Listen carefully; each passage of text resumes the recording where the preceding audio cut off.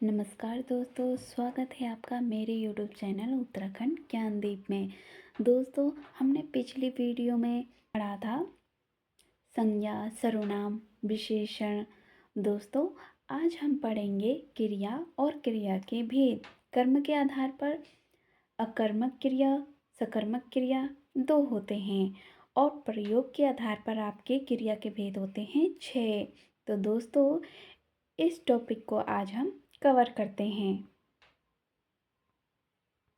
दोस्तों, आप देख सकते हैं क्रिया का विभाजन दो तरीके से किया गया है, कर्म या रचना या बनावट के आधार पर और प्रयोग के आधार पर।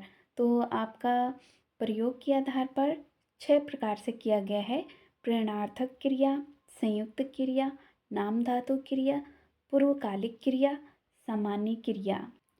छठा आपका अनुकरात्मक क्रिया होती है, अनुकरात्मक क्रिया होती है। और आपका कर्म या रचना या बनावट के आधार पर दो प्रकार के होते हैं, अकर्मक क्रिया और सकर्मक क्रिया। तो चलिए आगे बढ़ते हैं। दोस्तों, क्रिया की परिभाषा: जिन शब्दों से काम का करना या होना पाया जाए उन्हें क्रिया कहते हैं। क्रिया एक विकारी शब्द है जिसे धातु के नाम से भी जाना जाता। अब एग्जाम्पल के लिए है, नेहा गा रही है, बच्चा खेल रहा है। तो उपयुक्त वाक्यों में गा रही है, खेल रहा है आदि शब्दों से किसी कार्य के होने का बोध हो रहा है। तो ये सभी शब्द क्रिया के उदाहरण हैं। आगे बढ़ते हैं। धातु क्रिया के मूल रूप को धातु कहते हैं, अर्थात जिस मूल शब्द में विकार होने से क्रिया बनती है उसे धातु कहते हैं। धातु प्रायः क्रिया के सभी रूपों में पाया जाता है। धातु के अंत में ना जोड़ने से शब्द बनता है, उसे क्रिया का साधारण रूप कहते हैं, जैसे जाना, पाना, खाना, सोना, खेलना आदि। इन सभी साधारण रूपों के अंत में लगे ना को निकाल देने के बाद क्रिया का जो मूल रूप बचता है उसे धातु कहते हैं। जैसे लिख प्लस ना लिखना, पा प्लस ना पाना, जा प्लस ना जाना। तो इनमें क्रमशः लिख, पा, जा आदि क्रिया का मूल रूप या धातु रूप है। इन 3 प्रकार के शब्दों से बनती हैं। धातु से खा, पी, खेल। तो खा से खाना बनता है, पी से पीना बनता है, खेल से खेलना बनता है। संज्ञा से हाथ से हथियाना, लात से लतियाना, बात से बतियाना, ये संज्ञा से बनते हैं। बनेंगे विशेषण से, जैसे चिकना से चिकनाना, गरम से गरमाना, दोहरा से दोहराना। को दो आधारों पे बांटा गया है, एक आपके रचना या कर्म या बनावट के आधार पर, दूसरा आपका प्रयोग के आधार पर। तो अब हम पढ़ते हैं कर्म, रचना, बनावट के आधार पर क्रिया। तो ये दो प्रकार के होते हैं, अकर्मक क्रिया, सकर्मक क्रिया। दोस्तों, पढ़ते हैं अकर्मक क्रिया। अकर्मक क्रिया को हम सरल भाषा में समझें तो जिसमें क्रिया नहीं होती है।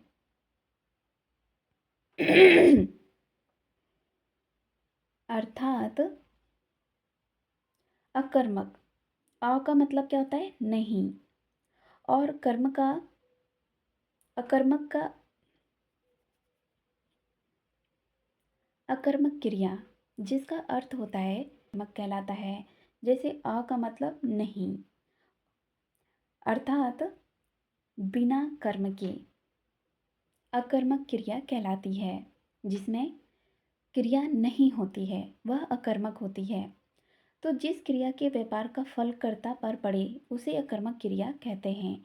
अकर्मक क्रियाओं को कर्म की आवश्यकता नहीं पड़ती। अकर्मक क्रियाओं के साथ कभी भी कारक चिन्हों का प्रयोग नहीं होता है। फॉर एग्जाम्पल, राम रोता है, तो राम क्या है? कर्ता, और रोता है क्या? क्रिया।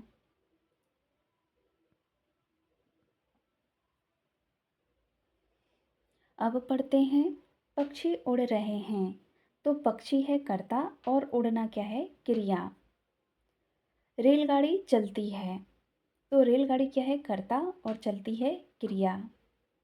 राम हंसता है, तो राम क्या है? कर्ता और हंसना क्या है? क्रिया।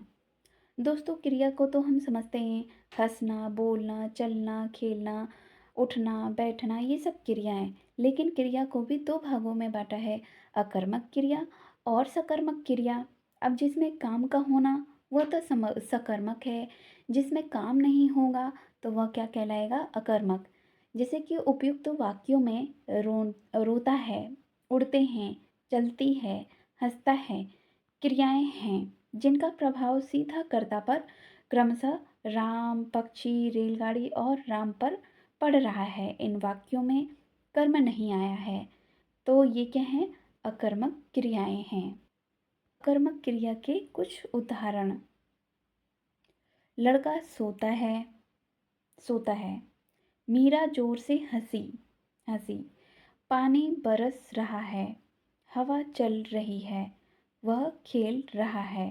तो दोस्तों, सोना, हंसना और बरसना और चलना और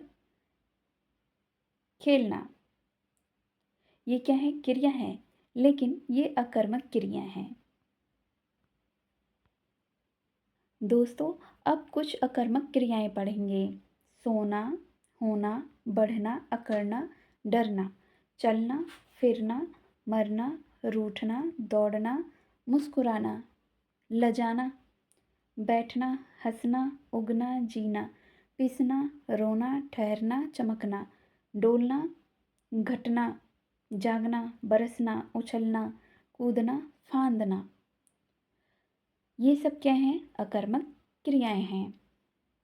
ध्यान देने योग्य महत्वपूर्ण बातें हैं।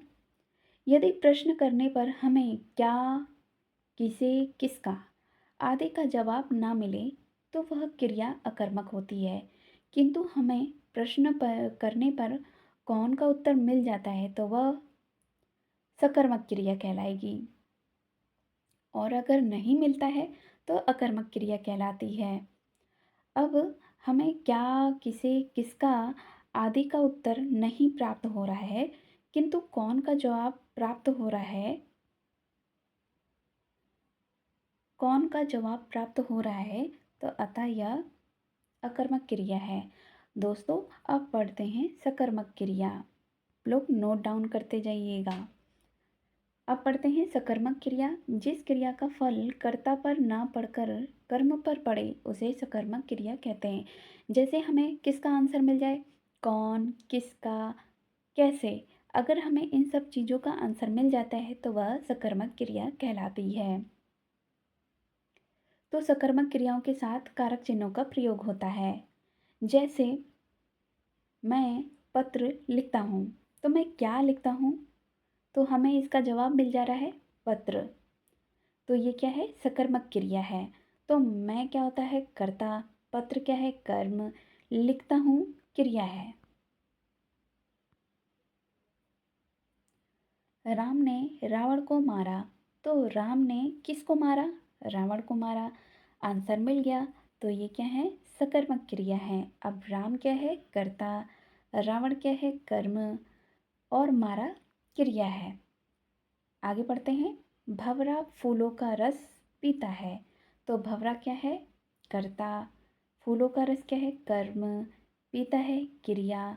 यानी कि भंवरा पीता है, तो क्या पीता है? फूलों का रस पीता है, तो यह हमारा सकर्मक क्रिया हो गई। उपयुक्त वाक्यों में क्रियाओं लिखता हूँ, मारा और पीता है का सीधा फल कर्ता पर ना पड़कर कर्म पर क्रमशः पत्र, रावण को और फूलों का रस पड़ रहा है। सकर्मक क्रिया के कुछ एग्जाम्पल हैं। सुरेश ने फल खरीदे, तो सुरेश ने क्या खरीदे? फल खरीदे। सिपाही चोर को पकड़ता है, तो सिपाही किसको पकड़ता है? चोर को पकड़ता है। सीमांत पकोड़े खा रहा है, तो सीमांत क्या खा रहा है? पकोड़े खा रहा है। नौकर चिट्ठी लाया, तो नौकर क्या लाया? तो चिट्ठी लाया। आगे पढ़ते हैं। बालक इस पुस्तकालय में पढ़ रहा है, तो बालक कहाँ पढ़ रहा है? तो पुस्तकालय में। सीमा ने गाना गाया, सीमा ने क्या गाया? गाना गाया। राहुल काम करता है, तो राहुल क्या करता है? काम करता है। अब ध्यान देने महत्वपूर्ण बातें। यदि प्रश्न करने पर हमें क्या, किसे, किसका आदि का जवाब यानी कि उत्तर प्राप्त हो जाए, तो हमें समझना चाहिए कि उपयुक्त क्रियाएं सकर्मक हैं। जैसे पहले वाक्य में प्रश्न करने पर मैं क्या लिखता हूँ, तो इसका जवाब मिलता है पत्र लिखता हूँ। तो यह क्या है? सकर्मक क्रिया है। क्रियाओं का प्रयोग अकर्मक एवं सकर्मक दोनों के लिए किया जाता है। जैसे भरना, लजाना, खुजलाना, ऐंठना, ललचाना, भूलना, बदलना, घबराना आदि। इनके वाक्य में प्रयोग के आधार पर ही इनका निर्धारण हो पाता है। तो ये क्रियाएं अकर्मक हैं या सकर्मक।